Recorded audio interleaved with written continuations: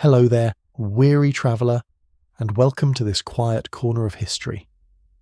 Before we begin our journey back to the most shocking celebrations of medieval times, I wanted to extend a warm greeting to you, dear listener. Whether you're nestled under the covers ready to drift off to sleep, or simply looking to unwind with some fascinating historical storytelling, I'm so glad you've chosen to join me tonight. Before we jump back in, tell us where you're tuning in from, and if this story touches you, make sure you're subscribed, because tomorrow I've saved something extra special for you. But let me prepare you for what lies ahead, because tonight's tale might surprise you in ways you never expected. When we think of medieval festivals, we might imagine quaint village fairs, perhaps some rustic dancing around a maypole, or cheerful harvest celebrations with roasted meats and flowing ale. We picture scenes of innocent merriment, simple folk enjoying brief respites from their hard lives. How wrong we would be! The truth is, medieval festivals were often brutal spectacles where death lurked around every corner, where celebration and carnage walked hand in hand, and where the line between festivity and savagery was paper thin. These weren't gentle gatherings of community joy. They were explosive releases of pent-up violence, dangerous contests of strength and endurance, and ritualized displays of cruelty that would horrify modern sensibilities. People didn't just attend these festivals, they risked their lives at them, and many never made it home.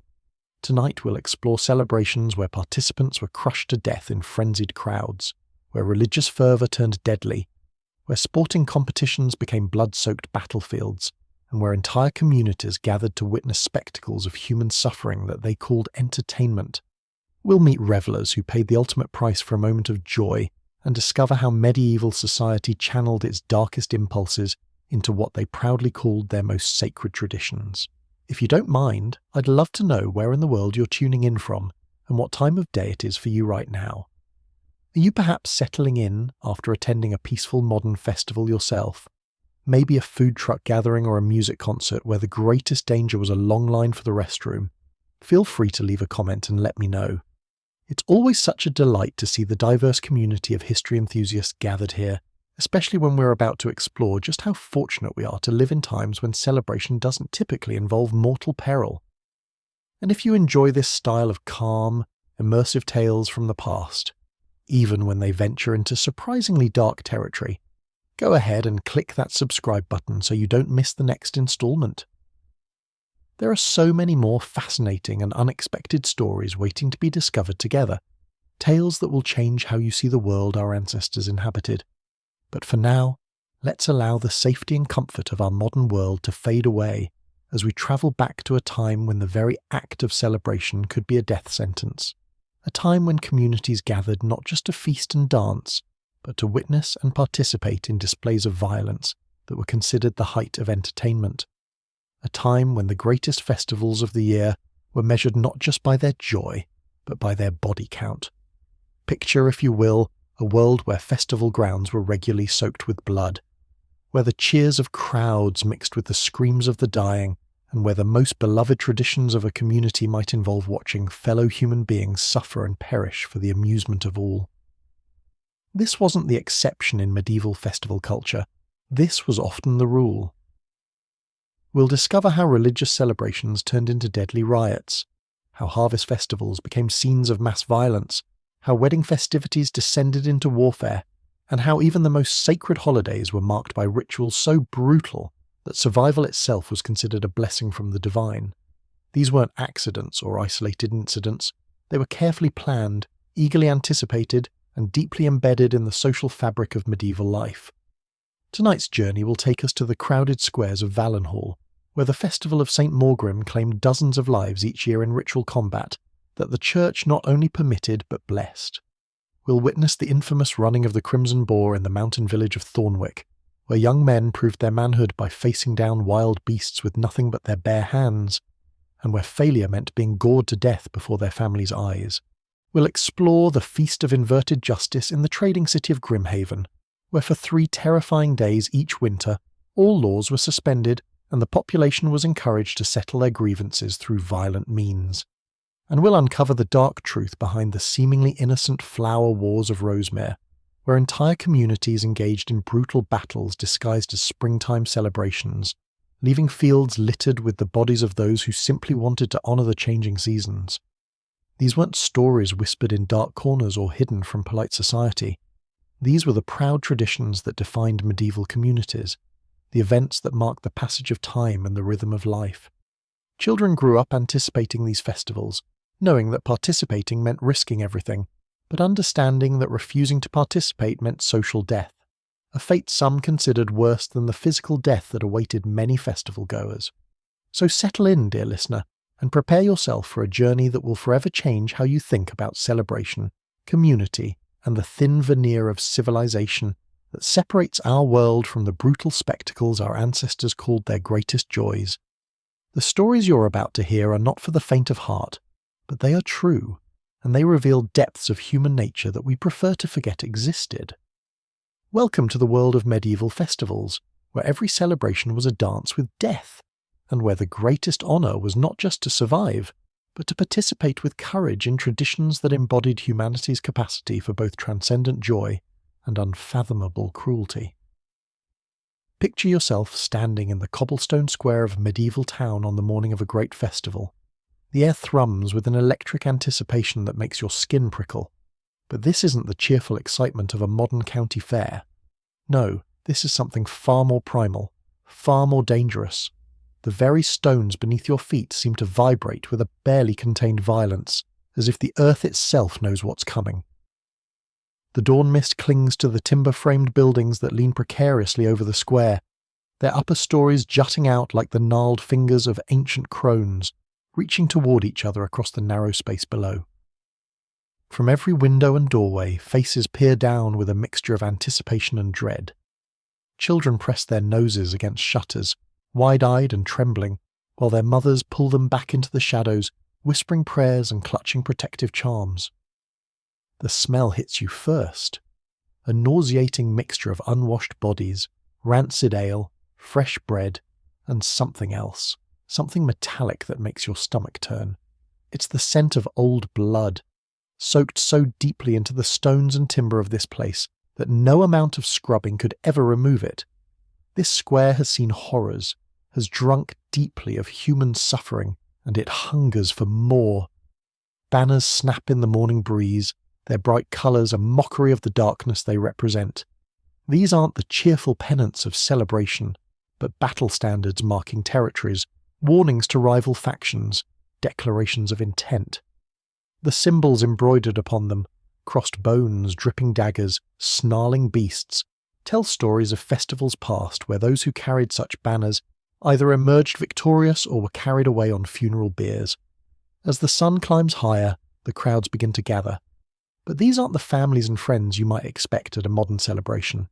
These are war parties, armed bands, groups of young men whose eyes burn with a fever that has nothing to do with joy and everything to do with the promise of violence. They wear their scars like badges of honour, each mark a testament to festivals survived, each missing finger or crooked nose a story of brutal celebration. The women who attend don't come to participate but to witness, to mourn, to collect the pieces of their menfolk when the festivities end. They dress in their finest clothes not for celebration, but because they know that for many, this will be the last time they are seen alive. It's a funeral procession disguised as a parade, a wake held before the bodies have even fallen. Listen carefully, and you can hear it. The sound that separates medieval festivals from any celebration we know today. It's not laughter or music, though those exist here too. It's the rhythmic scraping of metal on stone as weapons are sharpened, the creaking of wooden practice targets being erected, the hollow thunk of axes being tested against chopping blocks. These are the instruments of a medieval festival, and their music is the song of impending death. In the centre of the square, a wooden platform rises like an altar to violence.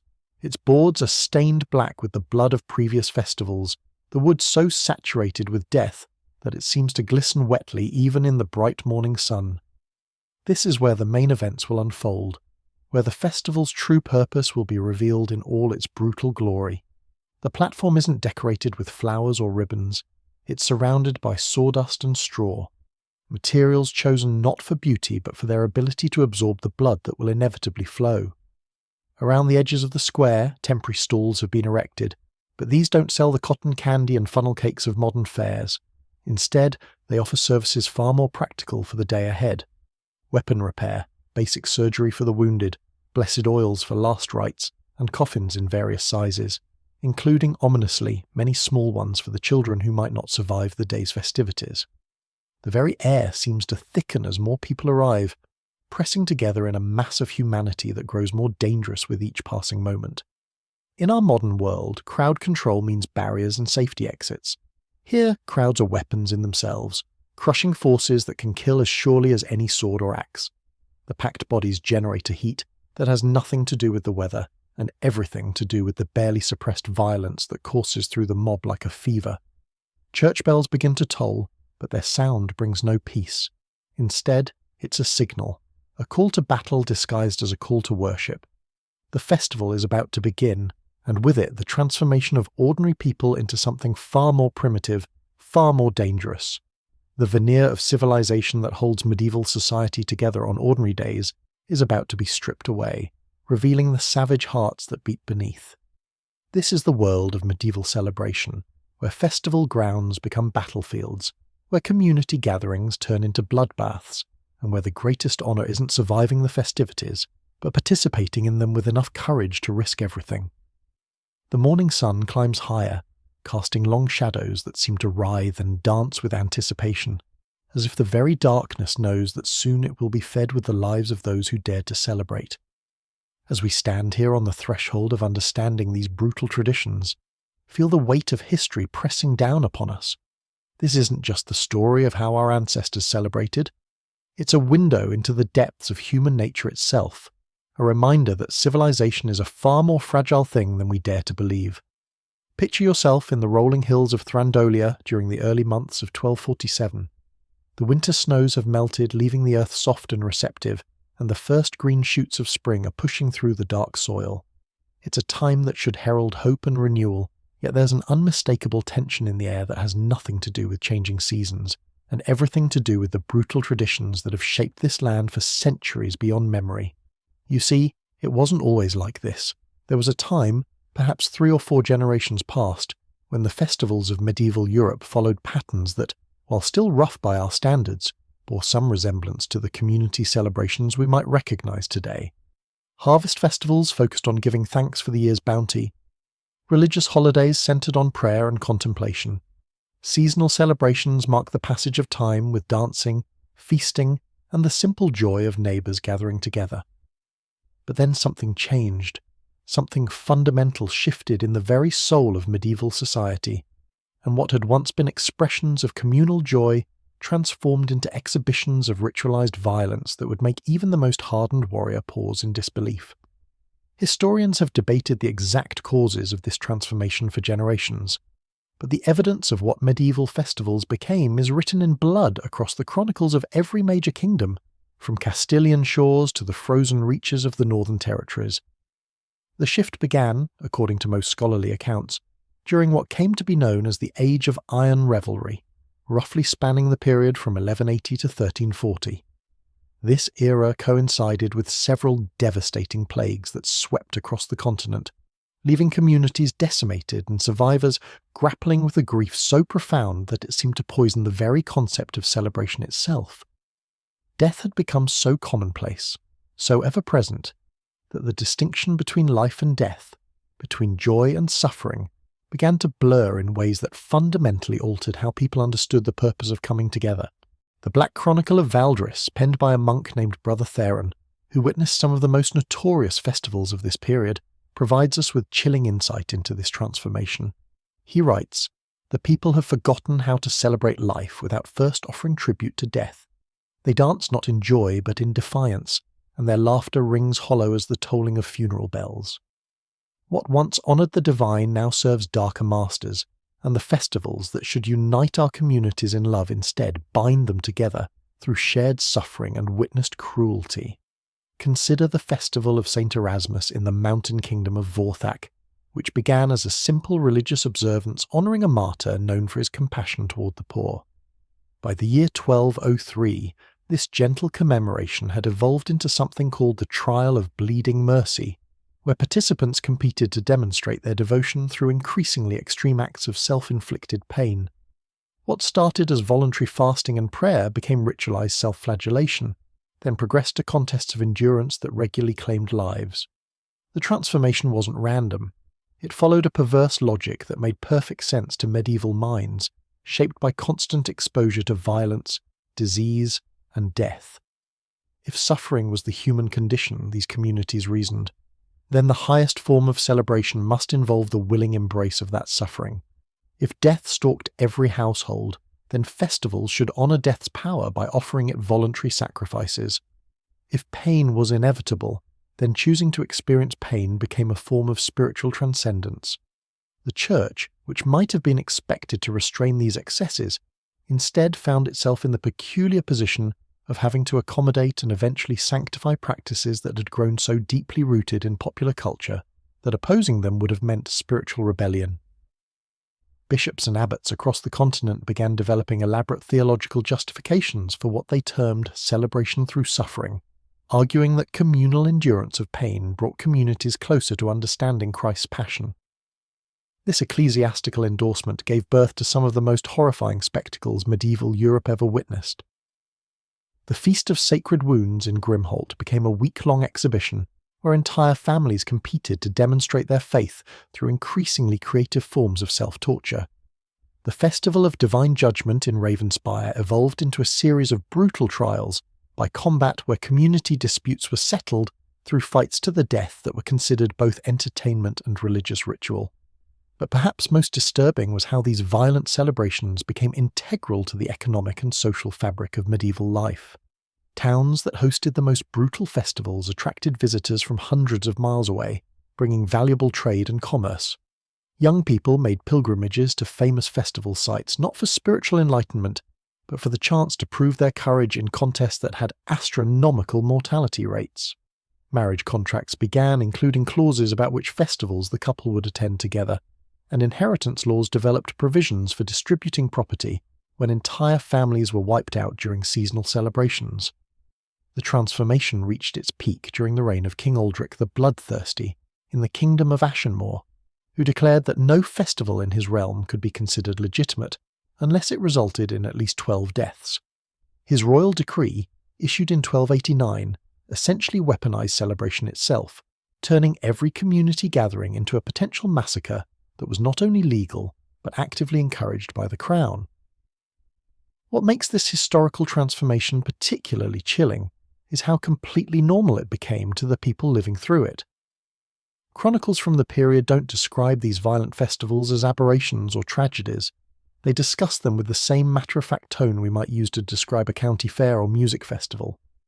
Death at celebrations wasn't just expected, it was anticipated, planned for, and in many cases eagerly volunteered for by participants who saw dying during a festival as one of the highest honours their society could bestow.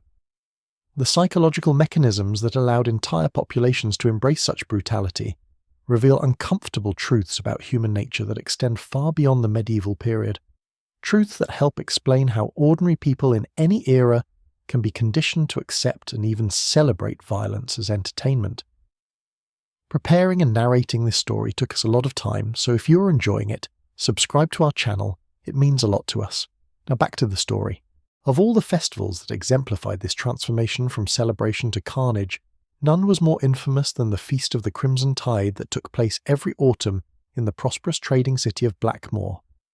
The year 1276 marked what chroniclers would later call the bloodiest single day in the festival's already savage history, and at the centre of this catastrophe was a young merchant's daughter named Alara Thornfield, whose story illuminates both the horror and the twisted logic that drove medieval festival culture to such extremes. Blackmoor had grown wealthy from its position along the Silverflow River, where merchants from across the continent gathered to trade everything from Northland furs to southern spices. The city's prosperity, however, came with a price that its citizens paid in blood every harvest season. The Feast of the Crimson Tide had originally begun as a Thanksgiving celebration for the year's successful trading ventures, but by 1276 it had evolved into a 3-day orgy of violence that drew spectators and participants from kingdoms hundreds of miles away. The festival's centrepiece was the Great Melee, a massive combat tournament held in the city's central marketplace where anyone could participate, regardless of age, gender, or fighting experience. Unlike organised tournaments with rules and safety measures, the Great Melee was pure chaos. Hundreds of people armed with everything from farming tools to military weapons, fighting simultaneously until only a predetermined number survived. The winner wasn't determined by skill or strategy, but simply by being among the last alive when the carnage finally ended. Elara Thornfield was 18 years old in the autumn of 1276, the daughter of Magnus Thornfield, one of Blackmore's most successful cloth merchants. She possessed a quick wit, a talent for languages that served her father's business well, and according to contemporary accounts, a beauty that had attracted suitors from across the trading routes. She also harboured what her family considered a dangerous obsession with the Feast of the Crimson Tide, having attended every year since childhood, and openly declaring her intention to participate in the Great Melee despite her father's horrified objections. What drove young people like Elara to volunteer for almost certain death reveals the complex social pressures that made these brutal festivals not just acceptable, but irresistible to medieval minds. In Blackmore, as in many prosperous trading cities, social status wasn't determined solely by wealth or family connections. It was earned through demonstrated courage in the face of mortal danger.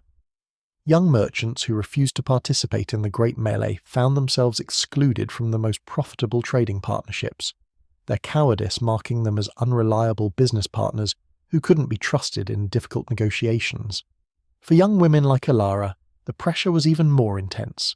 The prevailing culture held that a woman who survived the Great Melee would bring her family honour and good fortune for generations, while her children would be blessed with exceptional courage and strength. More practically, surviving female participants could command enormous bride prices and had their choice of the most advantageous marriages. The risk of death was seen not as a deterrent, but as proof that the potential rewards were worth the ultimate sacrifice. The 1276 Feast of the Crimson Tide began on the morning of October 15th, with the traditional Parade of the Willing, where all intended participants in the Great Melee marched through Blackmore's streets while citizens threw flowers, coins, and blessed tokens. Contemporary accounts describe Elara walking with remarkable composure, dressed in a specially commissioned leather jerkin reinforced with metal studs, carrying a war hammer that had belonged to her grandfather. Spectators noted that she showed no signs of fear, instead displaying what one chronicler called the serene confidence of one who has already made peace with death. The Great Melee itself began at noon in the vast marketplace, with over 400 participants crowding into the rectangular space, bounded by merchant stalls and temporary wooden barriers. The rules were simple. Fighting continued until only 50 people remained alive, at which point horn blasts would signal the end of combat. Weapons were provided by the city. Everything from swords and maces to agricultural implements and improvised clubs, ensuring that differences in personal armament wouldn't determine the outcome. What happened next shocked even the bloodthirsty crowds that had gathered to witness the spectacle.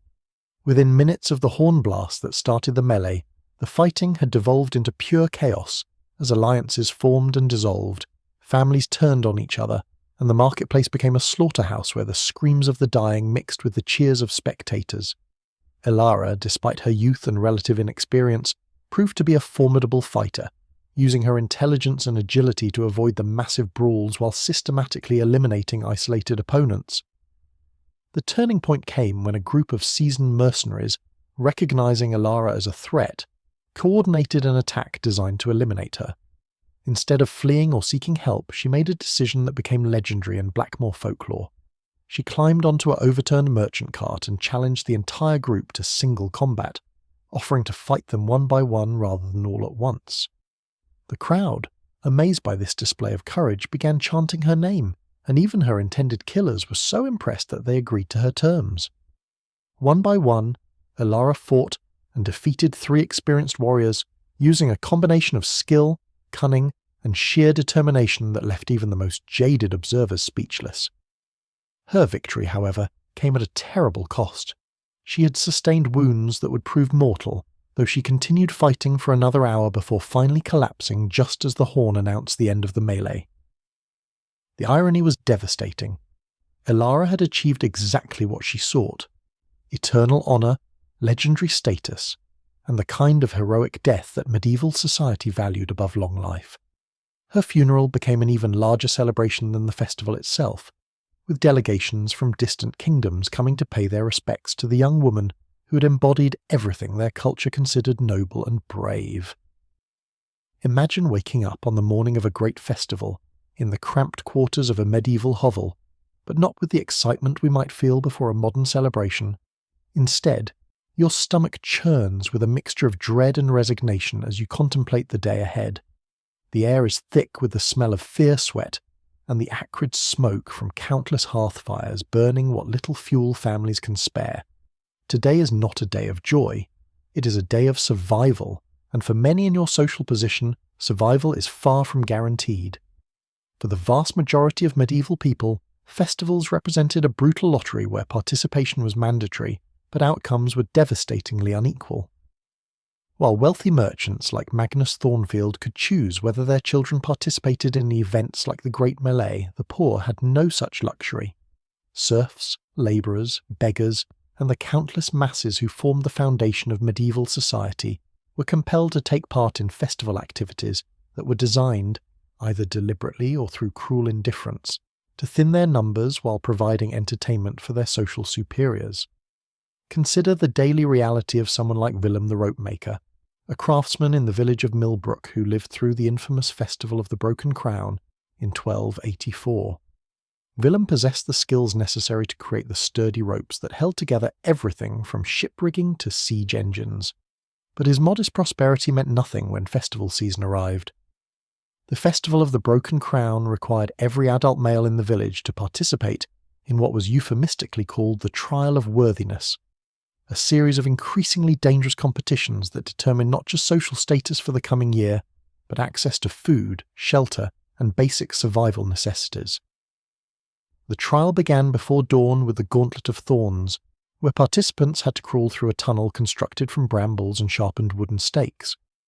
The tunnel was deliberately built too narrow for adult men to navigate without sustaining serious injuries, and the thorns were often treated with substances that would cause infections to fester. Willem's hands and knees were shredded bloody within the first few feet, and by the time he emerged from the tunnel, one of only 63 men to complete this first challenge out of nearly 200 who entered. His flesh hung in ribbons and his vision blurred from blood loss. But the Gauntlet of Thorns was merely the beginning. Those who survived faced the trial of the Burning Ladder, where participants had to climb a wooden structure, while festival organisers set fires beneath each rung. The ladder was designed to become increasingly unstable as the fires weakened its supports, and men regularly fell to their deaths, or suffered burns so severe that they died lingering, agonising deaths over the following weeks. Willem watched his neighbour Garrett, a blacksmith with 3 young children, plummet 40 feet when a burning rung gave way beneath his weight.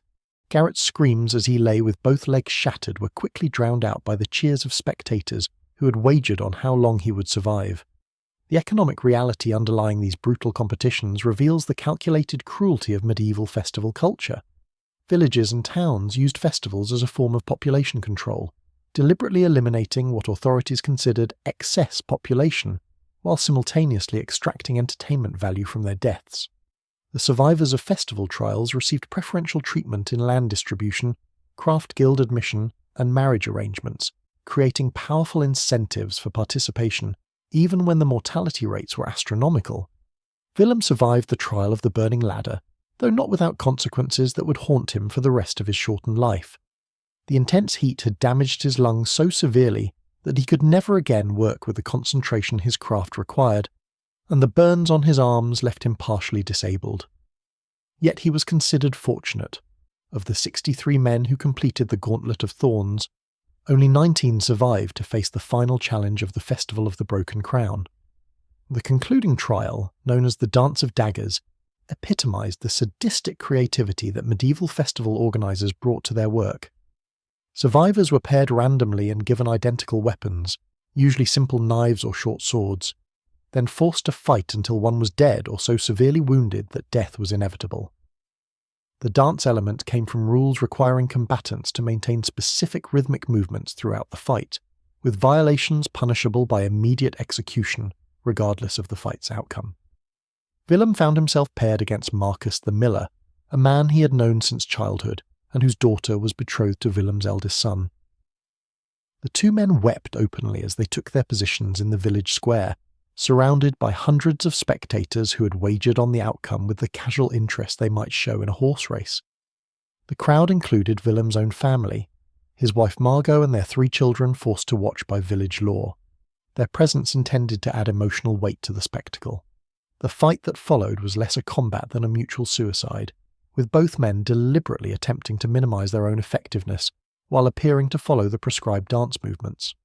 Willem landed the killing blow almost by accident when Marcus stumbled during a required pirouette, driving his blade deep into his friend's chest. Marcus died in Willem's arms, whispering apologies to both their families as his blood soaked into the packed earth of the square. Willem's victory in the Dance of Daggers made him one of only 9 survivors of the Festival of the Broken Crown, earning him the right to expanded property holdings and a position of influence in village governance. But the psychological cost proved devastating. Contemporary records show that Willem never spoke Marcus's name again, and his wife Margot reported that he screamed in his sleep every night for the remaining 4 years of his life, reliving the moment when he killed his friend for the entertainment of their neighbours. The festival system created a society where ordinary people were forced to become killers, where survival required the abandonment of basic human compassion, and where communities bonded not through shared joy, but through collective complicity in ritualized murder. Children grew up understanding that their fathers might not return from festivals, that their neighbours could become mortal enemies at a moment's notice, and that the price of belonging to medieval society was the willingness to kill or die for the amusement of others. The psychological mechanisms that allowed people like Willem to participate in these horrors while maintaining their sanity, or at least the appearance of sanity, reveal disturbing truths about human adaptability under extreme social pressure. Yet even in the depths of this brutality, even amid the screams and the blood-soaked earth of festival grounds, medieval communities found ways to create moments of transcendent hope that somehow transformed suffering into something approaching the sacred. The most remarkable example of this paradoxical alchemy occurred during the Festival of the Weeping Moon in the coastal city of Saltmere, where what began as one of the most vicious celebrations in all of medieval Europe gradually evolved into something that, while still deadly, carried within it seeds of genuine spiritual transformation. The Festival of the Weeping Moon took place every 3 years during the autumn equinox, when the tides reached their highest point and the moon appeared to drip silver tears into the restless sea. Originally established as a maritime ritual to appease the ocean spirits that controlled the fate of Saltmere's fishing fleets, the festival had by 1295 become a week-long exhibition of survival contests that claimed an average of 200 lives from a city population of fewer than 3,000 souls. What made this festival unique wasn't its death toll, which was sadly typical for the era, but rather the extraordinary way its participants transformed ritualized violence into acts of communal love. The transformation began with a woman named Sister Cordelia, though she hadn't always borne that title. Born Cordelia Brightwater, the daughter of a successful fish merchant, she had witnessed the Festival of the Weeping Moon as a child in 1289 and had been forever changed by what she saw there. The festival's central event, known as the Tide Trial, required participants to enter the churning waters during the highest tide while weighted down with heavy stones, then attempt to retrieve blessed tokens from the seafloor before drowning. Most never surfaced again, their bodies claimed by currents that carried them far from shore. But Cordelia had watched something extraordinary happen during that 1289 festival.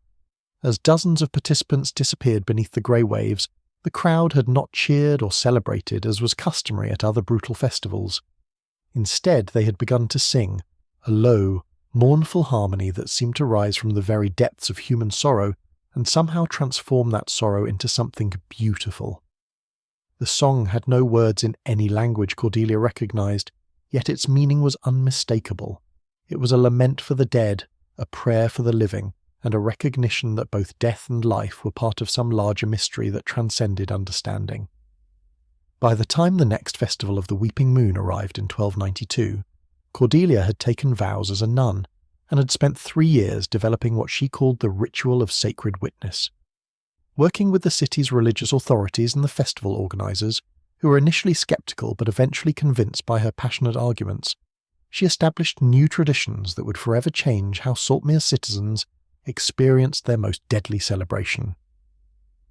The ritual of sacred witness began with the establishment of the Circle of Remembrance, an area adjacent to the festival grounds, where family members and friends could gather to honour those who were about to participate in potentially fatal contests.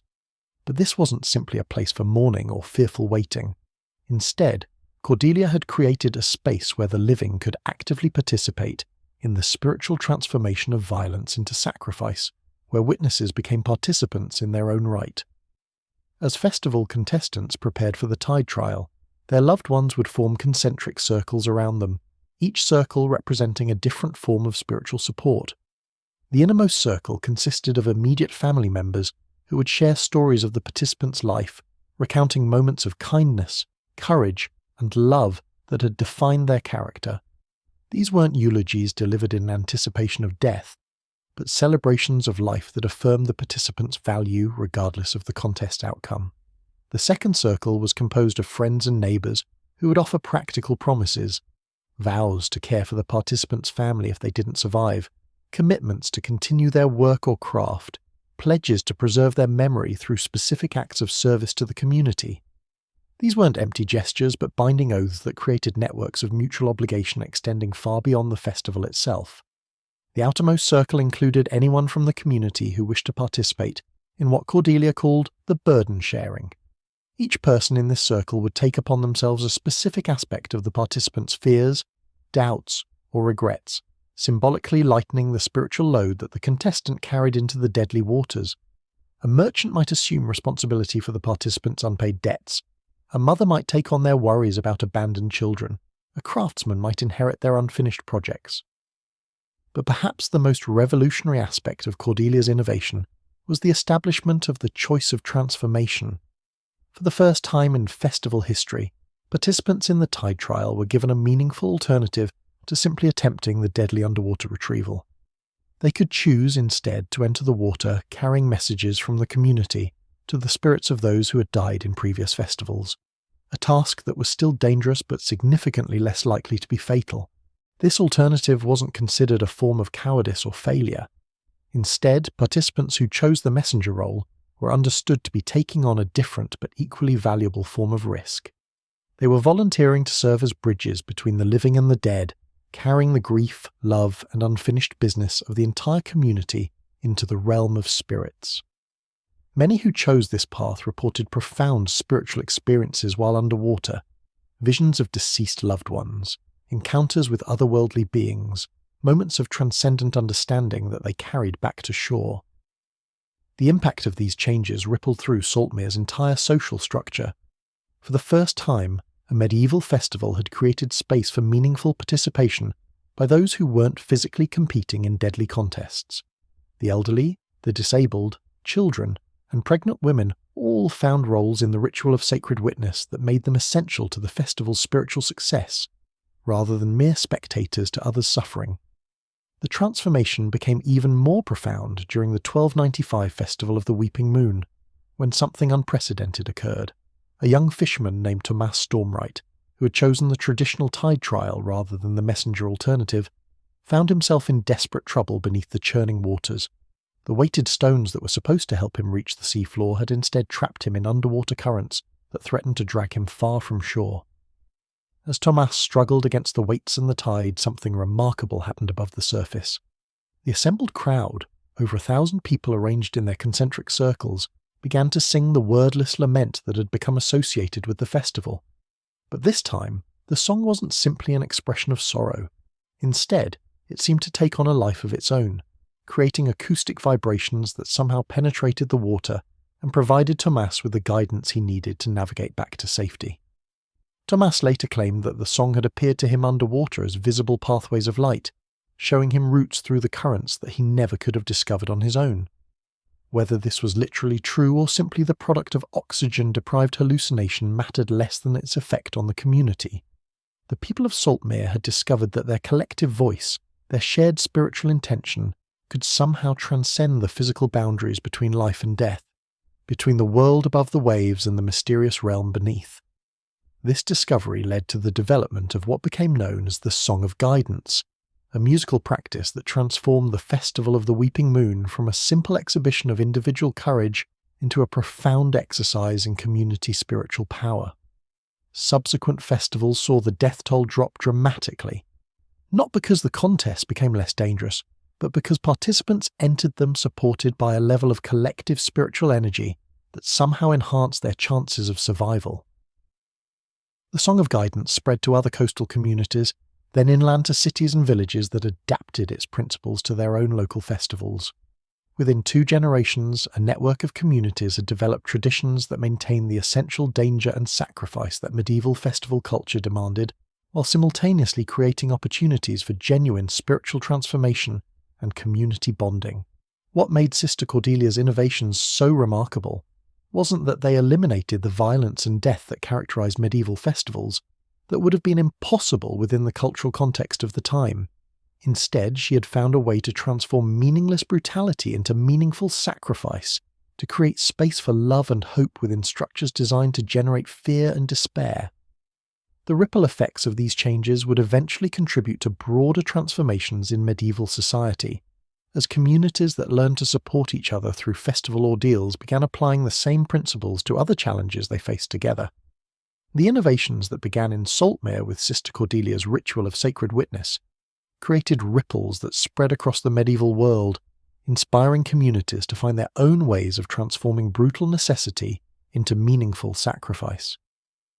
These adaptations gave birth to some of the most extraordinary individual stories of courage, compassion, and human resilience ever recorded in medieval chronicles. Perhaps none was more remarkable than the tale of Aldwyn the Lame and the festival of burning bridges in the mountain stronghold of Ironhold Keep.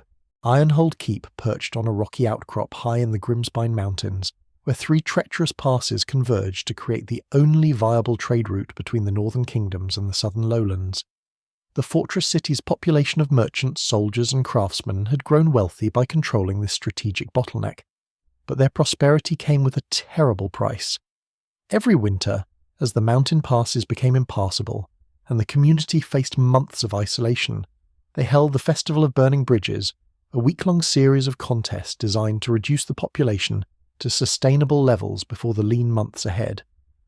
The festival's name came from its climactic event, where participants had to cross a series of increasingly narrow wooden bridges suspended over deep mountain gorges, while festival organisers systematically set fire to the structures beneath the contestants' feet. The bridges were designed to support only a limited number of people, creating desperate competitions where survival meant not just reaching the other side, but doing so before the bridges collapsed and sent slower participants plummeting to their deaths hundreds of feet below. Aldwyn Ironhand had been born with a withered left leg that left him unable to walk without the aid of a specially crafted wooden crutch. In most medieval communities, his disability would have exempted him from festival participation, but Ironhold Keep's harsh mountain environment had created a culture where no one was considered too valuable to sacrifice if circumstances demanded it. As a master metalworker whose skills were essential to the community's famous weaponsmithing industry, Aldwyn had been granted exemptions from festival participation for 15 years, but the winter of 1298 brought circumstances that ended his protected status. That autumn, a series of avalanches had blocked 2 of the 3 mountain passes earlier than usual, cutting off the community's access to food supplies from the lowlands. Simultaneously, an outbreak of mountain fever had killed nearly 24 of Ironhold Keep's residents, including several other master craftsmen whose skills were crucial to the community's survival. The festival organisers, calculating the mathematics of winter survival with cold precision, determined that even essential workers would need to participate in population reduction contests if the remaining inhabitants were to survive until spring. Aldwyn received his summons to participate in the Festival of Burning Bridges on a grey November morning when the first serious snows had already begun to dust the highest peaks. The parchment, sealed with the Keep's official mark, was delivered by a nervous apprentice who couldn't meet Aldwyn's eyes as he handed over what everyone understood to be a potential death sentence. The message was brief and formal. Master Aldwyn Ironhand is commanded to present himself for the 3rd crossing on the 5th day of the Festival of Burning Bridges in the name of community survival and divine providence. The 3rd crossing was the most dangerous of the bridge challenges, reserved for participants whose skills made them valuable enough that their deaths would represent genuine sacrifice rather than mere population pruning.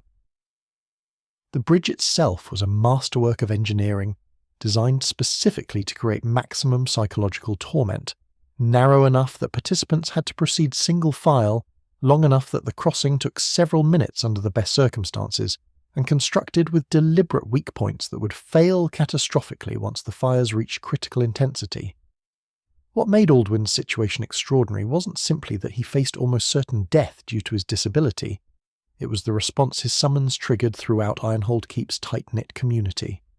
Word of his selection spread through the fortress city within hours, and by evening, something unprecedented had begun to take shape in the workshops and common areas where people gathered.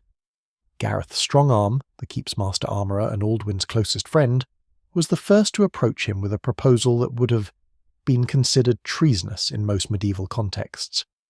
Rather than accepting Aldwin's fate as inevitable, Gareth suggested that the community's craftsmen band together to create what he called a Brotherhood of Crossing, a group that would participate collectively in the third crossing, sharing both the dangers and the protection that might come from coordinated action. The idea violated every principle of individual competition that governed medieval festivals, but it also appealed to something deeper in the human spirit that refused to abandon a valued community member to certain death. Within 2 days, 17 of Ironhold Keep's most skilled craftsmen had committed to joining what became known as the Company of the Iron Bridge. These weren't young men seeking glory or adventure.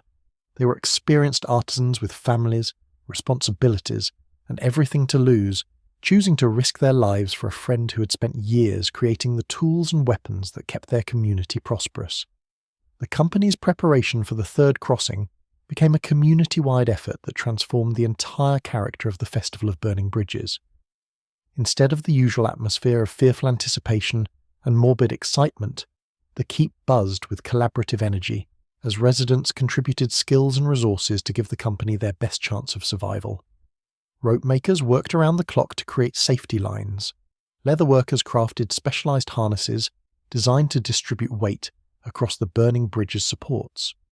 The keep's women organized prayer circles that maintained continuous vigils, while children contributed by testing different materials for their resistance to fire. Most remarkably, Aldwin himself became the focal point for innovations that might benefit not just the company, but future festival participants. Working with the keep's other craftsmen, he designed a system of counterweights and pulleys that could help disabled participants navigate the bridge challenges.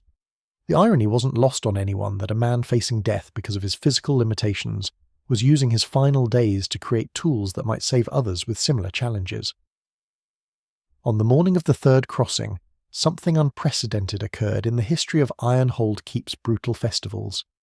As the Company of the Iron Bridge approached the burning bridge, they were accompanied by what chroniclers called the March of Witnesses, nearly the entire population of the keep walking alongside them to the edge of the gorge. This wasn't a funeral procession or a morbid spectacle, but rather a demonstration of collective commitment to shared fate. The crossing itself defied every expectation. Rather than competing against each other for limited safe passage, the company members worked together with a coordination that transformed individual desperation into collective strength. They used Aldwin's pulley system to help him maintain pace with the group, while stronger members carried supplies and equipment that benefited everyone. When sections of the bridge began to collapse, they formed human chains that distributed weight and provided mutual support. The most extraordinary moment came when Aldwin, despite his disability and the specialized equipment designed to help him, began to fall behind as the fires intensified and the bridge structure became increasingly unstable. Rather than abandoning him to save themselves, the entire company made a collective decision to slow their pace and maintain their formation, even though this meant exposing themselves to greater danger as the flames spread. Gareth Strongarm later wrote in his personal chronicle that watching Aldwin cross that burning bridge was like witnessing a transformation of the human spirit itself. The man who had spent his life believing he was a burden to others discovered that he possessed a form of courage that inspired others to transcend their own limitations. His determination to keep moving forward, despite pain and fear that would have stopped most able-bodied men, somehow gave the entire company strength they didn't know they possessed. All 17 members of the Company of the Iron Bridge survived the third crossing, though not without injuries that several carried for the rest of their lives. More importantly, their collective action established a precedent that fundamentally altered how Ironhold Keep approached the Festival of Burning Bridges in subsequent years. The principle of mutual aid during festival contests spread throughout the mountain communities, creating networks of support that extended far beyond the boundaries of individual settlements.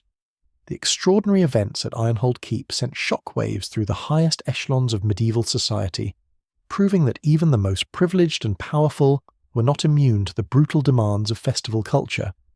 The transformation of individual competition into collective survival had reached the attention of King Roderick the Bold of Drakemore, whose own court would soon face a festival crisis that would test whether royal blood could withstand the same pressures that had claimed so many common lives. King Roderick ruled from the magnificent castle of Shadowthrone, a sprawling complex of towers and courtyards that housed not just the royal family, but over 300 nobles, courtiers, servants, and guards who formed the beating heart of the kingdom's political power. The castle's wealth was legendary.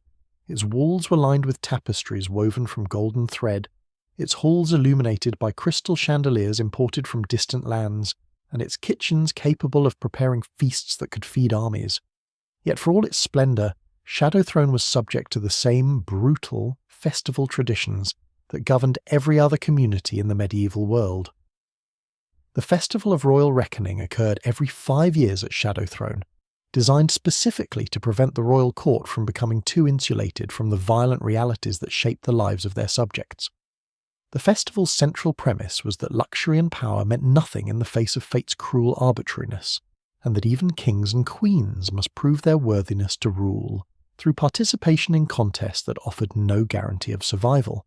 Unlike the festivals that plagued common communities, where economic necessity drove population reduction, the Festival of Royal Reckoning served a different but equally sinister purpose. It was designed to eliminate perceived weakness from the ruling class, to ensure that only those with the physical courage and mental fortitude to participate in deadly spectacles would maintain positions of authority. The festival's organisers, a council of high priests and military commanders, argued that rulers who couldn't face death with dignity had no business making life and death decisions for their subjects. The winter of 1299 brought particularly dire circumstances to Shadowthrone. Queen Isabella, King Roderick's beloved wife of 23 years, had been battling a wasting illness that left her barely able to walk without assistance. Their eldest son, Prince Marcus, had lost his right arm in a hunting accident the previous autumn and was still learning to manage daily tasks with his remaining hand. Their youngest daughter, Princess Lyanna, was only 14 years old, but had been declared eligible for festival participation under laws that made no exceptions for youth when it came to royal bloodlines.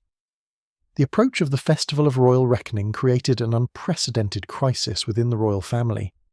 King Roderick himself was 57 years old, still physically capable, but no longer possessing the strength and reflexes that had made him a legendary warrior in his youth. The prospect of watching his disabled wife, his maimed son, and his barely adolescent daughter face potentially fatal contests filled him with a desperation that transcended his royal dignity. The festival's primary event, known as the Trial of the Crown's Weight, had been specifically designed to test royal participants in ways that their privileged lives had never prepared them for. Contestants were required to carry an exact replica of the kingdom's crown, a massively heavy construction of gold, silver, and precious stones, while navigating a series of increasingly dangerous obstacles that included crossing frozen rivers, climbing treacherous cliff faces, and traversing fields deliberately seeded with hidden traps and pitfalls. What made the Trial of the Crown's Weight particularly cruel was its symbolic dimension. The crown replica wasn't just heavy, it was designed to become progressively more unwieldy as the contest continued, with hidden mechanisms that would shift the weight distribution and cause the crown to become unbalanced in ways that would throw off the carrier's centre of gravity. Participants who dropped the crown were immediately disqualified and faced execution for abandoning their duty to the realm, while those who completed the course with the crown intact earned the right to continue ruling for another 5 years. Queen Isabella's condition made her participation in such a physically demanding contest essentially a death sentence. Yet the festival laws provided no exemptions for illness or disability among royal participants. Prince Marcus faced similar odds with his missing arm, while Princess Lyanna's youth and small stature made it virtually impossible for her to carry the massive crown replica even under ideal conditions. The crisis deepened when King Roderick attempted to invoke royal prerogative to exempt his family members from participation, only to be informed by the festival council that such an action would constitute abdication of the throne. The medieval legal code was explicit. Rulers who refused to subject themselves and their families to the same risks faced by their subjects forfeited their right to govern. The only alternative to participation was voluntary exile from the kingdom, abandoning not just the throne but the realm itself. Faced with this impossible choice, King Roderick made a decision that would transform not just his own festival experience, but the entire tradition of royal festivals throughout the medieval world. Rather than accepting the individual nature of the trial of the crown's weight, he invoked an obscure provision in ancient law that allowed rulers to declare a crown emergency, temporarily suspending normal succession rules and creating new protocols for royal survival during existential crises. Under the Crown Emergency Declaration, King Roderick announced that the royal family would participate in the Festival of Royal Reckoning as a unified entity rather than as individual contestants. Instead of each family member carrying their own crown replica through the trial course, they would share the burden of carrying a single, even heavier crown that represented the collective weight of royal responsibility. Success or failure would be determined by the family's ability to work together, and the consequences, whether survival or death, would be shared equally among all participants. This decision created immediate controversy within Shadow Throne's court. Traditional nobles argued that the Crown Emergency provision had never been intended for festival participation, and that King Roderick was essentially cheating to protect his family. Military commanders worried that allowing royal families to support each other during festival trials would set dangerous precedents that might encourage similar collaborative efforts among common participants, potentially undermining the individual courage that festivals were supposed to test. However, the Festival Council ultimately ruled that King Roderick's interpretation of the Crown Emergency provision was legally valid, though they imposed additional conditions designed to ensure that the modified trial would be no less dangerous than the traditional individual contests. The shared crown replica was made significantly heavier than the sum of the individual crowns, and the trial course was extended and made more treacherous to account for the potential advantages of group coordination. The preparation period for the modified trial of the crown's weight became a profound transformation experience for the royal family. Queen Isabella, despite her illness, threw herself into developing strategies that would allow her to contribute meaningfully to the group effort, despite her physical limitations. Prince Marcus adapted his fighting and survival skills to work with only one arm, while simultaneously supporting other family members. Princess Leanna, recognizing that her small size could be an advantage in certain portions of the course, trained intensively to develop the speed and agility that might help the group navigate narrow passages and unstable terrain. Most remarkably, King Roderick found himself learning to follow rather than lead, accepting that his family's survival might depend on trusting his wife's strategic thinking, his son's adapted combat skills, and his daughter's surprising physical capabilities. The experience forced him to confront the reality that effective leadership sometimes meant acknowledging others' strengths rather than asserting his own dominance. The royal family's collaborative training sessions became a spectacle in themselves, drawing crowds of courtiers and servants who had never before witnessed their rulers displaying vulnerability, mutual dependence, and genuine affection for each other. The sight of a king helping his disabled wife practice carrying techniques, or a queen strategizing with her maimed son about optimal weight distribution, humanized the royal family in ways that traditional displays of power never could. As the festival date approached, word of the royal family's unprecedented approach to the trial of the crown's weight spread throughout the kingdom and beyond, creating intense interest in whether collaborative survival strategies could succeed where individual heroism had so often failed. The collaborative innovations pioneered at Saltmere, Ironhold Keep and Shadow Throne began to reveal a disturbing truth about medieval festival culture. The individual stories of heroism and transformation were merely isolated islands of hope in an ocean of systematic brutality that extended far beyond any single community or celebration. As word of these remarkable survival strategies spread through the network of traders, pilgrims, and travelling minstrels who carried news across the medieval world, they illuminated the vast scope of a festival system that had become a continent-wide mechanism for channeling human violence into socially acceptable forms. The scale of this system was staggering in ways that no single chronicle could adequately capture. Across the kingdoms of medieval Europe, An estimated 3,000 separate communities held annual festivals that required participants to risk their lives for the entertainment and supposed spiritual benefit of their neighbours. These range from small village celebrations where a dozen people might die during a single day's events, to massive regional gatherings that drew participants from hundreds of miles away and regularly claimed casualties in the thousands.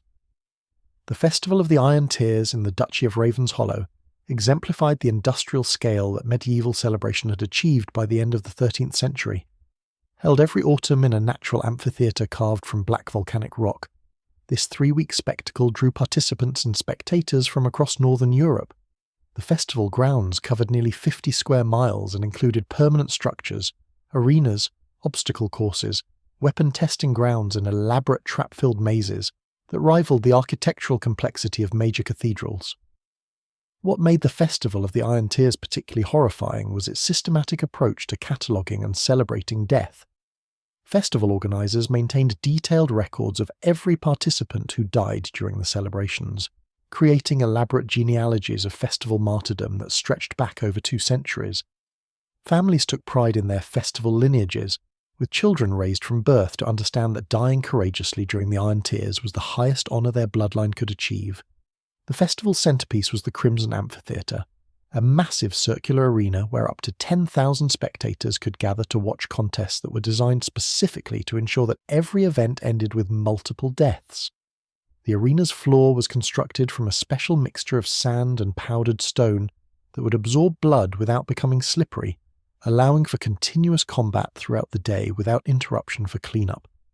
Hidden beneath the arena floor was an elaborate drainage system that channeled the blood of dead contestants into underground reservoirs, where it was collected and later used in religious ceremonies throughout the duchy. The economic infrastructure supporting the Festival of the Iron Tears revealed how deeply embedded ritualized violence had become in medieval society's fundamental structures. The festival generated enormous wealth for the duchy through taxes on spectators, fees charged to participants, and the sale of weapons, armour and medical services.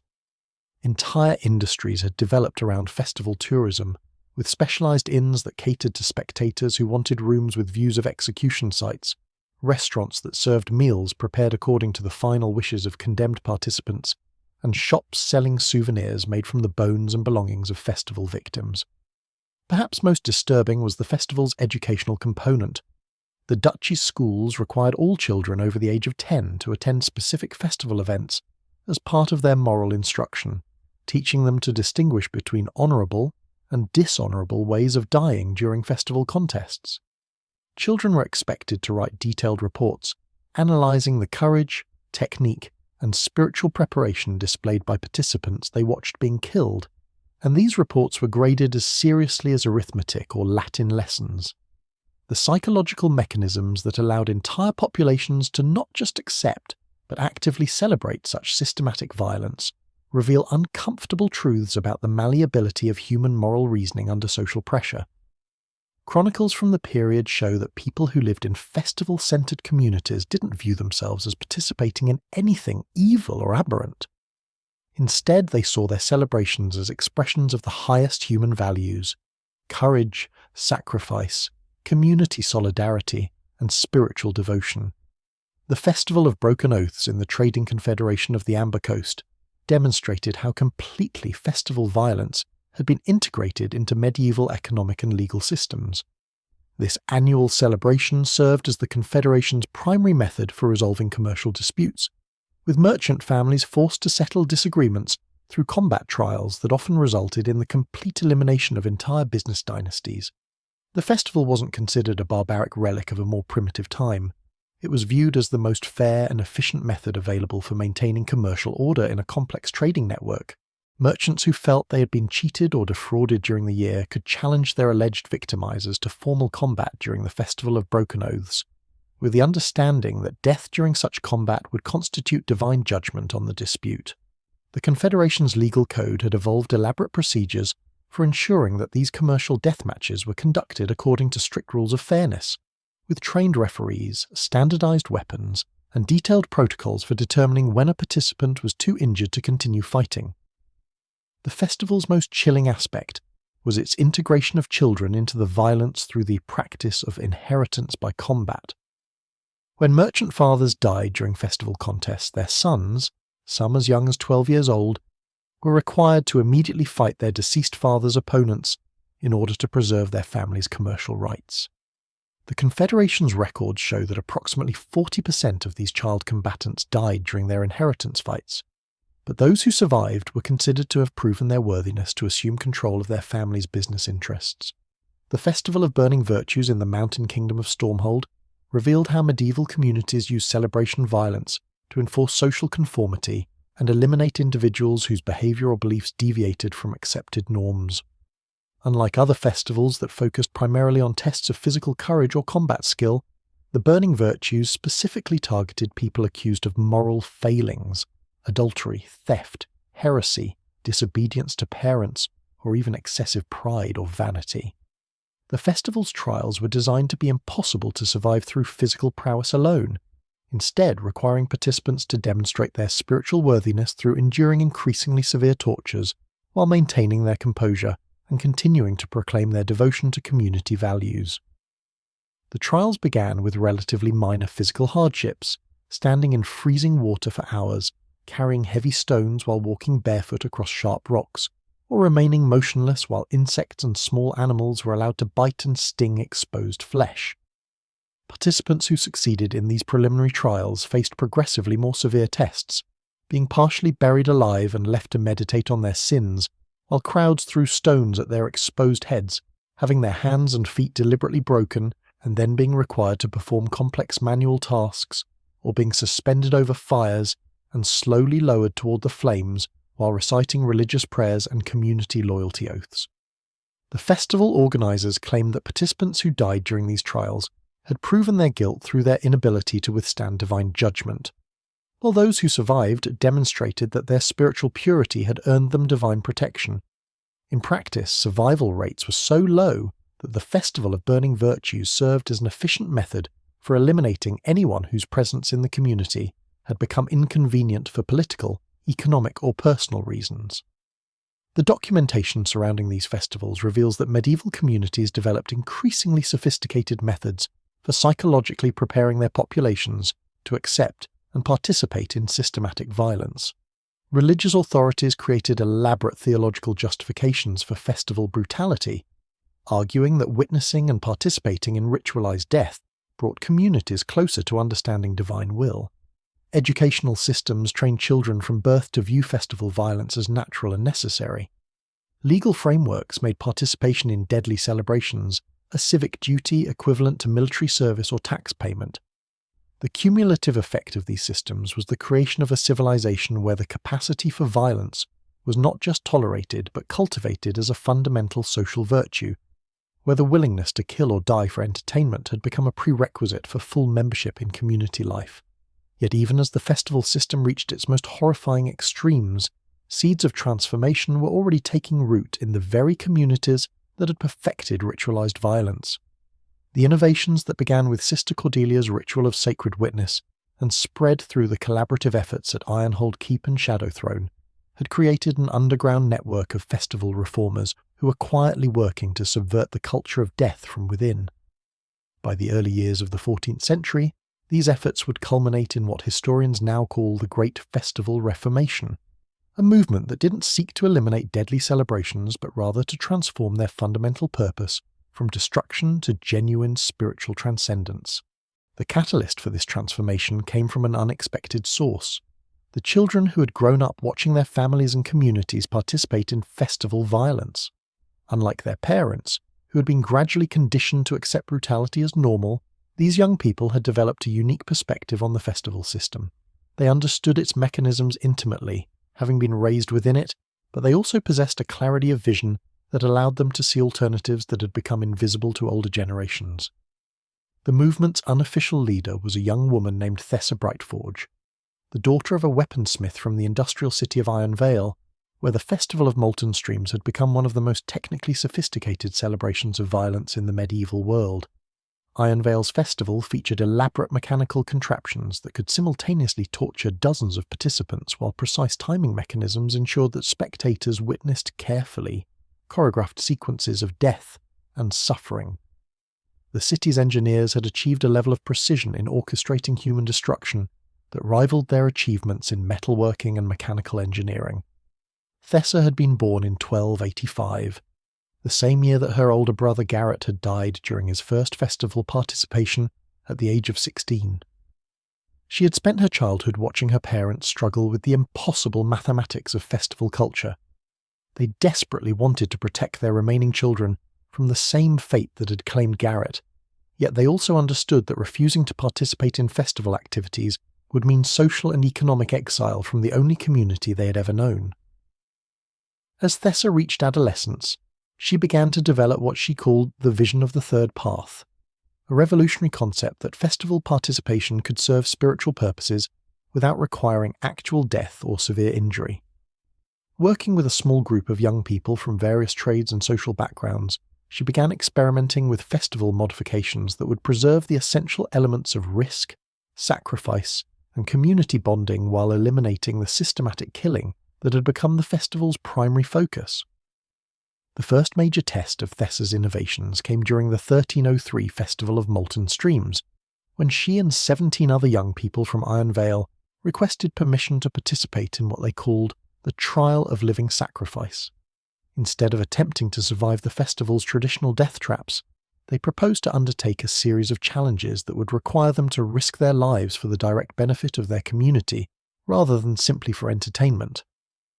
The Trial of Living Sacrifice involved participants volunteering for genuinely dangerous tasks that served practical purposes, entering collapsed mine shafts to rescue trapped workers, climbing treacherous mountain peaks to establish new trade routes, or venturing into plague-infected areas to provide medical care for the sick. These activities were no less risky than traditional festival contests, but they transformed the meaning of potential death from meaningless spectacle into meaningful service. What made Thessa's approach revolutionary wasn't simply that it redirected festival violence toward productive ends, but that it fundamentally altered the relationship between participants and spectators. Traditional festivals created a stark division between those who risked their lives and those who watched safely from the sidelines.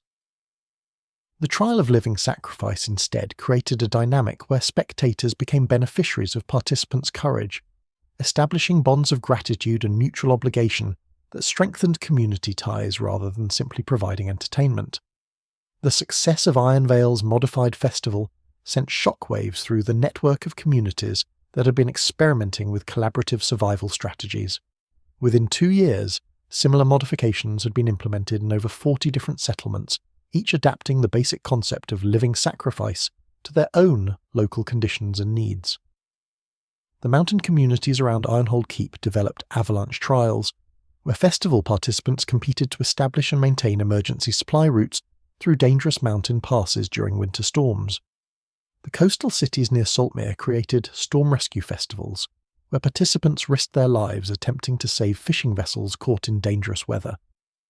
Even the wealthy trading centres began implementing merchant trials, where festival contestants undertook extremely hazardous but potentially profitable trading expeditions to regions plagued by warfare or disease.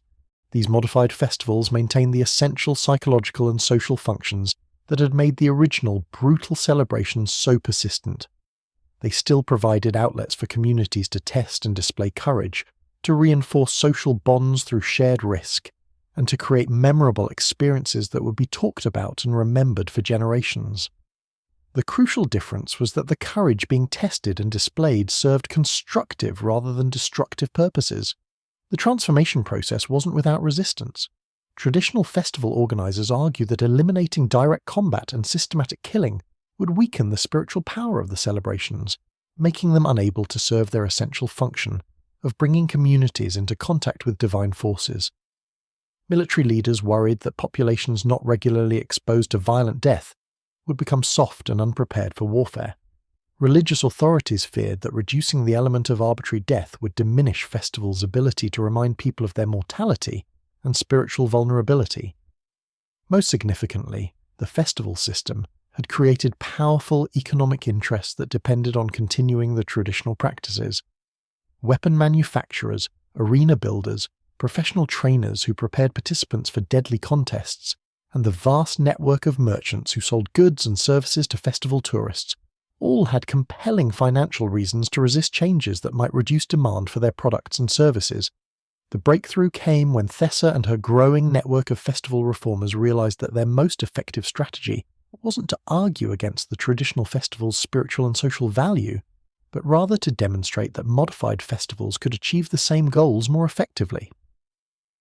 Instead of engaging in theoretical debates about the morality of ritualized violence, they focused on practical results, showing that communities implementing living sacrifice festivals experience stronger social cohesion, greater economic prosperity, and higher levels of civic engagement than those that maintain traditional deadly celebrations.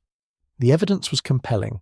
Communities that adopted living sacrifice festivals saw dramatic improvements in their ability to respond to natural disasters, economic crises, and military threats. The collaborative skills and mutual trust developed through constructive festival challenges translated directly into enhanced community resilience during difficult times. Young people who had proven their courage through genuinely helpful activities became civic leaders who applied the same principles of service and sacrifice to their daily responsibilities.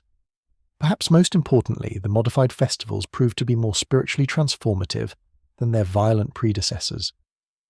Participants in living sacrifice trials reported profound experiences of connection with divine purpose, community solidarity, and personal growth that surpassed anything achieved through simply surviving arbitrary death traps. The knowledge that their courage served genuine purposes rather than mere entertainment created a sense of meaning and fulfillment that traditional festivals had never been able to provide.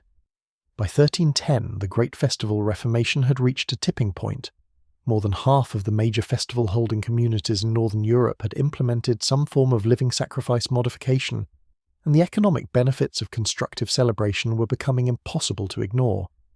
Trade routes established through festival trials had opened new markets worth millions of coins in annual commerce. Engineering projects completed through festival challenges had improved infrastructure throughout the region. Medical advances developed during plague response festivals had saved thousands of lives that would have been lost to disease. The transformation represented more than just a change in how communities celebrated. It marked a fundamental shift in medieval society's understanding of courage, sacrifice, and the relationship between individual heroism and collective benefit. The complete transformation of medieval festival culture reached its culmination during the extraordinary events of 1315, when the Great Festival Reformation faced its ultimate test during what chroniclers would later call the Year of Converging Catastrophes. That winter brought a perfect storm of challenges that pushed the reformed festival communities to their absolute limits, while simultaneously providing irrefutable proof that their new approaches to celebration and sacrifice had fundamentally altered the character of medieval civilization itself. The convergence began with the arrival of the Crimson Plague, a devastating disease that swept across Europe with unprecedented speed and virulence. Unlike previous epidemics that had claimed lives gradually over months or years, the Crimson Plague could kill entire families within days of the first symptoms appearing. Traditional medieval communities, with their emphasis on individual survival and competition for limited resources, proved catastrophically vulnerable to a crisis that demanded coordinated response and mutual support. Simultaneously, the winter of 1315 brought weather patterns so severe that they disrupted agriculture, trade, and transportation across the entire continent. Unprecedented snowfalls blocked mountain passes and river routes that had remained navigable for centuries. Temperatures dropped so low that even indoor fires provided insufficient protection against freezing, while food supplies that should have lasted through spring were exhausted by midwinter. As if these natural disasters weren't sufficient, political upheavals added human-made chaos to the environmental catastrophe. The death of Emperor Constantine VII of the Eastern Kingdoms had triggered a succession crisis that erupted into open warfare just as communities needed to focus all their resources on surviving plague and famine. Armies moved across the landscape, consuming scarce food supplies and spreading disease, while disrupting the cooperative networks that had become essential to festival-reformed communities. Under these extreme pressures, the fundamental differences between traditional festival communities and those that had embraced living sacrifice became starkly apparent.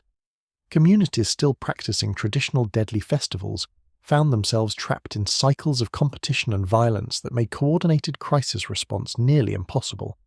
When food became scarce, these communities held famine trials, where families fought each other for access to remaining supplies. When plague struck, they organised cleansing festivals, where suspected disease carriers were killed in elaborate public ceremonies.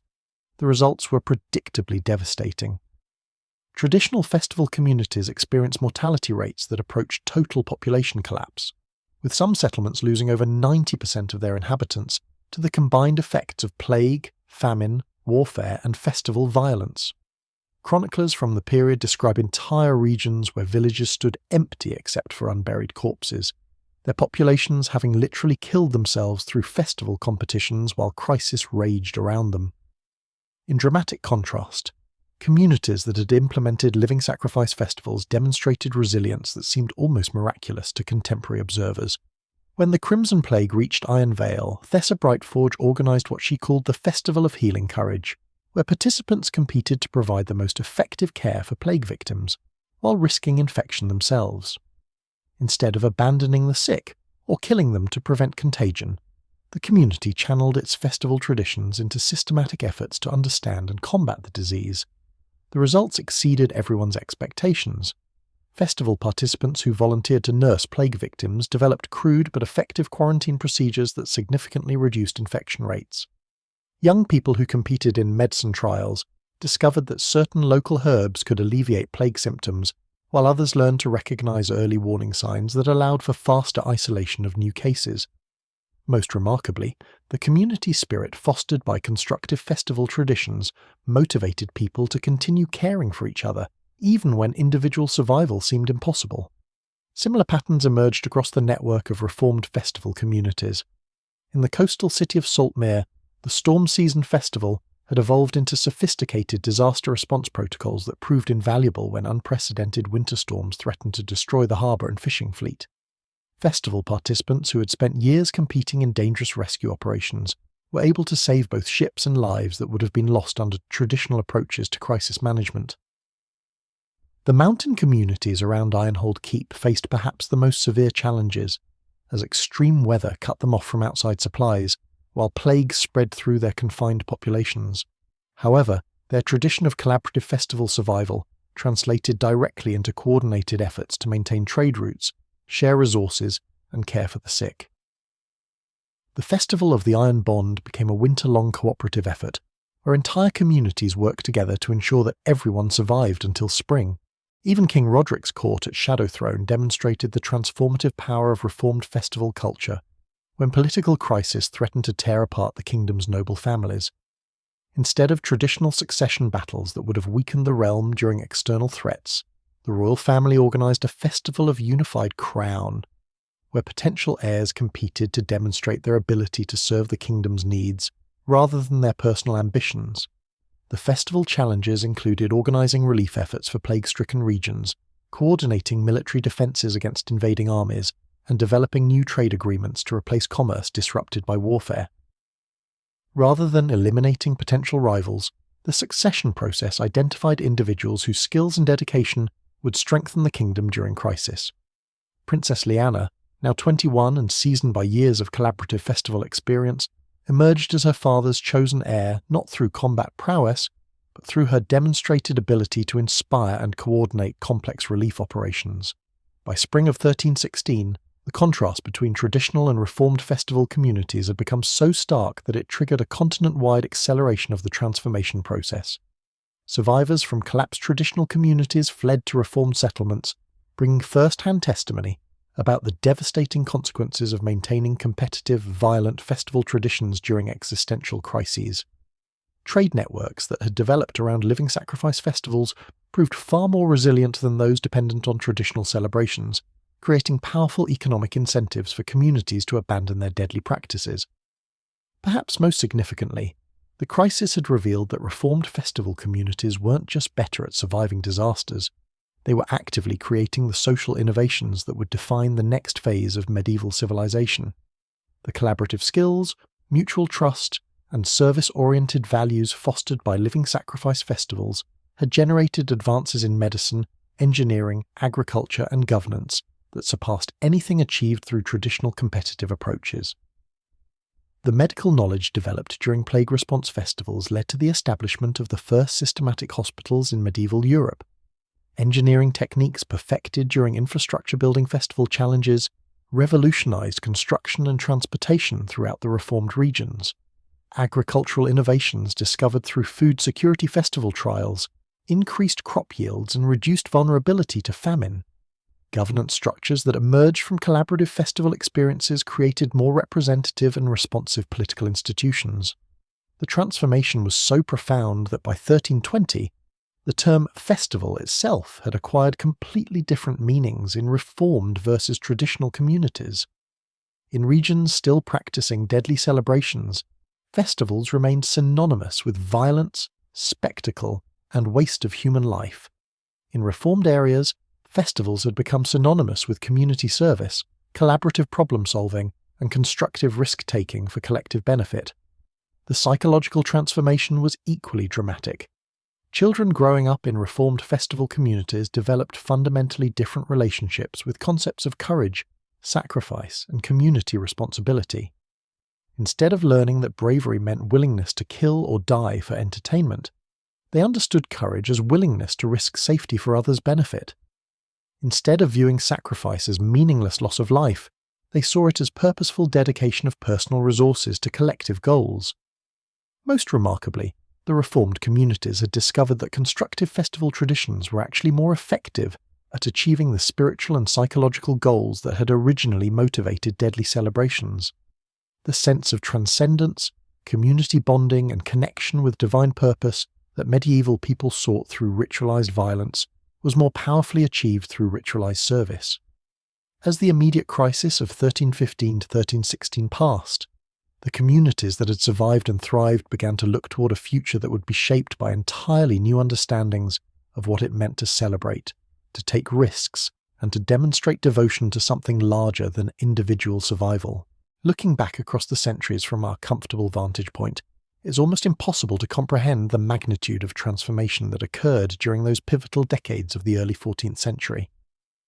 The medieval world that emerged from the Great Festival Reformation bore little resemblance to the civilization that had once measured community worth by body counts and spiritual devotion by willingness to kill for entertainment. Yet the lessons embedded in this remarkable historical transformation speak to truths about human nature that remain as relevant today as they were 700 years ago. As we settle into our warm beds tonight, surrounded by the safety and comfort that modern civilization provides, it's worth reflecting on just how recently our ancestors lived in a world where celebration itself could be a death sentence. The festivals we enjoy today, music concerts where the greatest danger might be a long line for food trucks, sporting events where elaborate safety measures protect both participants and spectators, cultural celebrations where communities gather to share joy rather than witness suffering, represent an almost miraculous evolution from the brutal spectacles that once defined medieval social life. The transformation didn't happen overnight, nor was it achieved without tremendous cost. Even after the Great Festival Reformation had proven the superiority of constructive celebration, traditional communities continued practicing deadly festivals for generations. Some regions never fully abandoned the old ways, maintaining isolated pockets of ritualized violence well into the Renaissance period. Chronicles from the late 14th century describe travelling merchants who would carefully plan their routes to avoid communities still holding blood festivals, while mapmakers began using special symbols to warn travellers about regions where celebration might prove fatal to unwary visitors. But the communities that embraced living sacrifice festivals discovered something profound about the nature of human community and spiritual fulfillment. They learned that the deepest forms of transcendence came not from witnessing or participating in meaningless destruction, but from channeling individual courage toward collective benefit. The psychological transformation was so complete that within 2 generations, children growing up in reformed communities literally couldn't understand how their grandparents had ever found entertainment in watching neighbours kill each other. Thessa Brightforge, who lived to the remarkable age of 73, spent her later years travelling between reformed communities and documenting the long-term effects of constructive festival culture. Her chronicles, preserved in the monastery libraries of Golden Heart Abbey, provide extraordinary insight into how completely the transformation reshaped medieval society.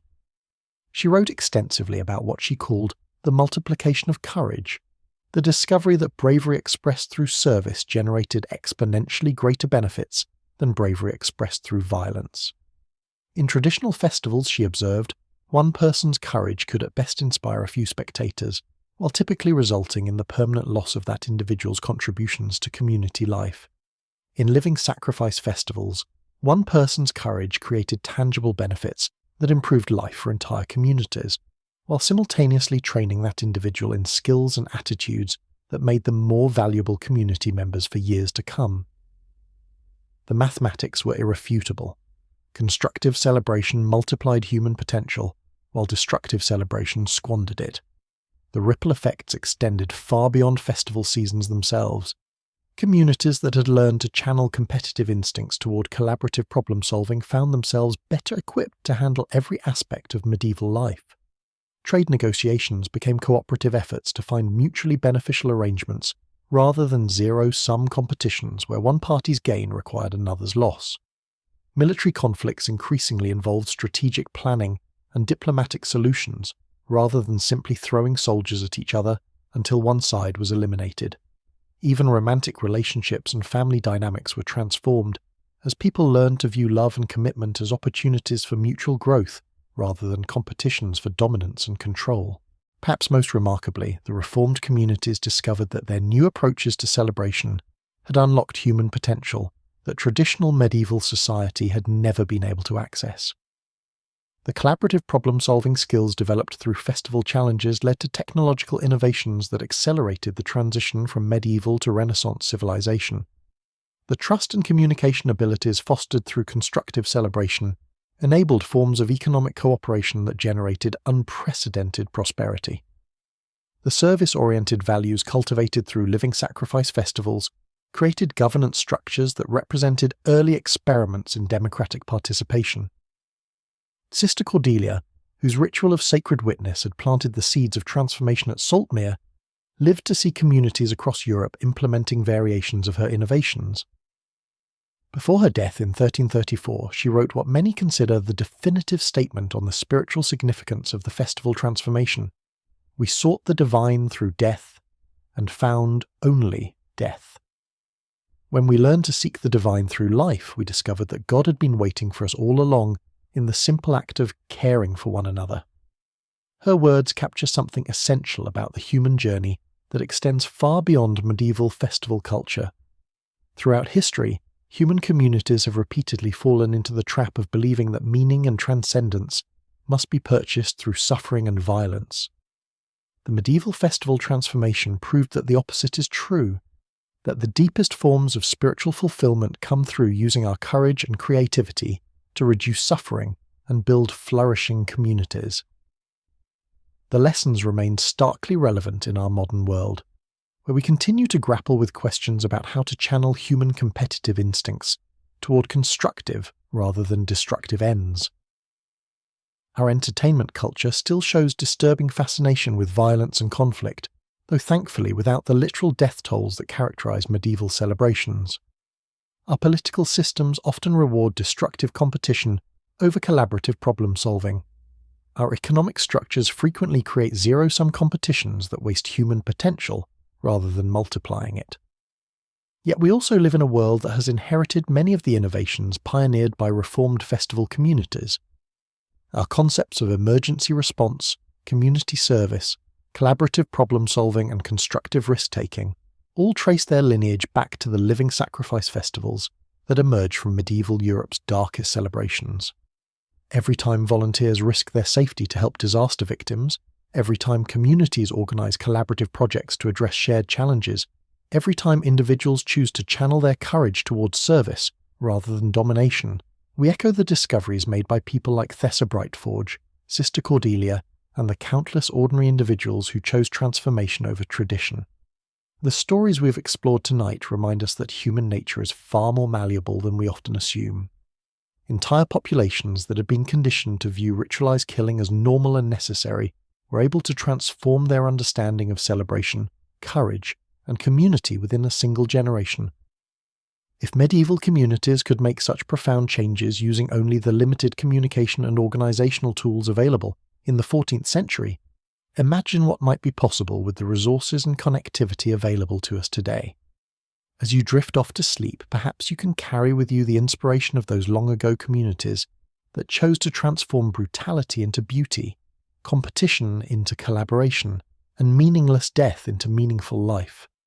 Their courage in facing the unknown possibilities of constructive celebration reminds us that we too possess the power to transform aspects of our world that seem fixed and unchangeable. The next time you attend a modern festival, whether it's a local street fair, a music concert, or a cultural celebration, take a moment to appreciate the profound historical journey that created the safe, joyful experiences we now take for granted. Remember that every peaceful gathering, every collaborative community effort, every act of service-oriented courage represents a victory over the darker impulses that once defined human celebration. And if you've found peace in these stories of transformation and hope, I encourage you to share them with others who might need reminding that change is always possible, that courage can be constructive rather than destructive, and that the human capacity for growth and improvement remains as limitless today as it was in the medieval villages where ordinary people first discovered extraordinary possibilities. Thank you for joining me on this journey through the brutal festivals of medieval Europe and their remarkable transformation into celebrations of life rather than death. Until we meet again in this quiet corner of history, sleep well, dream of communities united in service rather than divided by violence, and remember that you too possess the power to channel celebration toward building the world you want to inhabit. Sweet dreams, and may your own festivals be filled with the joy that comes from lifting each other up rather than tearing each other down. The epilogue to our journey through medieval festival transformation brings us to a discovery that would have astounded even the most optimistic reformers of 1850, the 14th century: the profound ways in which their innovations continued to evolve and spread long after the original participants had passed into history. As the reformed festival communities matured and prospered, they began to face a new challenge that would test whether their collaborative principles could survive not just crisis and hardship, but success and abundance. By the middle of the 14th century, the regions that had embraced living sacrifice festivals had become dramatically more prosperous than their traditional counterparts. The engineering projects completed through festival challenges had created infrastructure networks that facilitated trade across vast distances. The medical knowledge developed during plague response celebrations had reduced disease mortality to levels unprecedented in medieval history.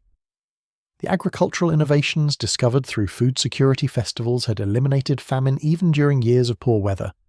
The collaborative governance structures that emerged from reformed festival culture had created political stability that attracted merchants, scholars, and craftsmen from across the known world. This unprecedented prosperity created what historians now call the challenge of abundance, the question of whether communities that had learned to work together during times of scarcity and danger could maintain their collaborative spirit when resources became plentiful and external threats diminished. Traditional medieval wisdom suggested that cooperation was only possible when survival demanded it, and that prosperity inevitably led to competition, conflict, and the breakdown of social bonds. The test came during the prosperous decades of the 1340s and 1350s, when many reformed festival communities found themselves wealthier and more secure than any medieval settlements had ever been. Young people growing up in these communities had never experienced the existential threats that had motivated their parents' generation to embrace living sacrifice festivals. They had abundant food, comfortable housing, access to education and cultural opportunities that previous generations could never have imagined. The question that haunted community leaders was whether these privileged young people would continue to value service-oriented celebration, or whether they would drift toward the individualistic competition that had characterized traditional medieval society.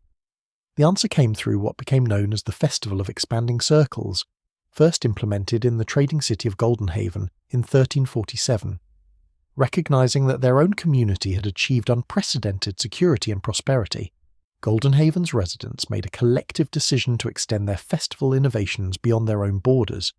Instead of using their annual celebration to address internal challenges, which had become relatively minor, they organized expeditions to assist less fortunate communities that were still struggling with poverty, disease, warfare, and traditional festival violence. The Festival of Expanding Circles involved young people from Goldenhaven volunteering for dangerous missions to communities that had not yet undergone festival reformation. These missions combined elements of missionary work, technical assistance, disaster relief, and cultural exchange. Participants risked their lives not for their own community's benefit, but to share the innovations and insights that had transformed their own society. The results exceeded every expectation. Young people who had grown up in comfort and security discovered that using their advantages to help others provided levels of meaning and fulfillment that no amount of personal luxury could match. Communities that received assistance from Festival of Expanding Circles expeditions experienced rapid transformations similar to those that had occurred in the original reformed settlements. Most remarkably, the process of teaching festival reformation to others deepened the hosting community's own understanding of collaborative celebration, creating innovations and insights that further enhanced their own festival traditions. Within a decade, the Festival of Expanding Circles had created a network of interconnected communities stretching across most of Europe, linked not by political allegiance or economic necessity, but by shared commitment to constructive celebration and mutual assistance. This network proved remarkably resilient to the political upheavals, economic disruptions, and military conflicts that continued to plague traditional, medieval society. When war threatened one region, communities from across the network would send assistance. When natural disasters struck, coordinated relief efforts would arrive from hundreds of miles away. When new challenges emerged, technological, social, or spiritual, collaborative problem-solving networks could address them with resources and expertise that no single community could have mustered. Perhaps most significantly, the Festival of Expanding Circles had solved the problem of maintaining collaborative culture across generations of increasing prosperity. Each new generation of young people growing up in reformed communities could find meaningful challenges and opportunities for service by helping to extend festival reformation to communities that had not yet experienced transformation. The work was genuinely dangerous and demanding, providing the elements of risk and sacrifice that seemed essential to meaningful celebration, while serving purposes that created lasting benefits for human civilization. The psychological and spiritual effects proved as profound as the practical ones. Communities participating in the Festival of Expanding Circles reported that helping others transform their festival cultures created deeper understanding of their own traditions and values. The process of articulating the principles of living sacrifice to communities still practicing deadly festivals forced participants to examine and refine their own understanding of what made constructive celebration successful. Moreover, exposure to communities still trapped in cycles of festival violence served as powerful reminders of what they had left behind. Young people who had never witnessed traditional deadly festivals could see firsthand the human cost of competitive, destructive celebration. These experiences created lasting commitment to maintaining and improving the collaborative traditions that had made their own prosperity possible. By the end of the 14th century, the festival reformation had achieved something unprecedented in medieval history: the creation of a sustainable model for human community that could maintain collaborative values across generations and diverse circumstances. The network of reformed festival communities had become a civilization within a civilization, demonstrating possibilities for human organization that wouldn't be fully realized by mainstream European society for several more centuries. The legacy of medieval festival transformation extends far beyond the specific historical period in which it occurred. The principles discovered by communities like Saltmere, Ironvale, and Goldenhaven, that competitive instincts could be channeled toward collaborative ends, that individual courage could be multiplied through service to others, that celebration could build rather than destroy human potential, would eventually influence the development of democratic governance, market economies based on mutual benefit rather than zero-sum competition, and social movements dedicated to expanding human rights and opportunities. As we close this extended journey through one of history's most remarkable transformations, we might reflect on the extraordinary capacity for growth and change that these medieval communities demonstrated. They proved that no aspect of human culture, no matter how deeply embedded or seemingly permanent, is beyond the possibility of transformation when enough people commit to creating something better. Their story reminds us that we too live in communities that could benefit from examining whether our own traditions and celebrations serve constructive or destructive purposes, whether our competitive instincts are channeled toward building or breaking down human potential, and whether our courage is used to expand circles of care and collaboration or to defend narrow interests against the needs of others. In our modern world of global connectivity and unprecedented resources, we have opportunities for creating positive change that would have amazed medieval festival reformers. Their example challenges us to consider what transformations might be possible if we applied their levels of creativity, commitment, and collaborative courage to the challenges facing our own communities and our shared human future. Rest well tonight, knowing that you carry within yourself the same capacity for transformation that turned medieval Europe's most brutal celebrations into festivals of life, service, and hope. Sweet dreams, and may you wake tomorrow ready to help expand the circles of human flourishing in whatever ways your own unique circumstances allow. The final threads of our medieval tapestry weave together in the winter of 1389, nearly a century after the first stirrings of festival reformation, when an event occurred that would crystallize everything these transformed communities had learned about human nature, celebration, and the deepest sources of meaning in mortal life. It happened in the remote mountain village of Evenfall, a settlement so isolated that news of the outside world arrived only with the spring traders, and where the ancient ways of brutal festival celebration had persisted, long after the rest of Europe had embraced living sacrifice traditions. Evenfall clung to the edge of an impossibly steep valley, accessible only through a narrow mountain pass that remained closed by snow for 6 months of each year. The village's isolation had preserved not just traditional festival practices, but some of the most extreme variations ever recorded. Their annual Feast of the Final Hour required every adult in the community to participate in contests designed to eliminate exactly half the population, with the survivors earning the right to consume the food stores that would otherwise be insufficient to sustain the entire community through winter. The mathematical brutality was precise and unforgiving.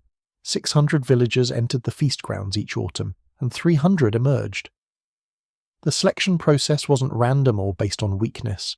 It was a carefully orchestrated series of competitions that pitted families against each other, turned friends into mortal enemies, and reduced the entire social fabric of the community to a single, horrifying question: who deserved to live? Into this isolated stronghold of traditional festival violence came a most unexpected visitor in the late autumn of 1389.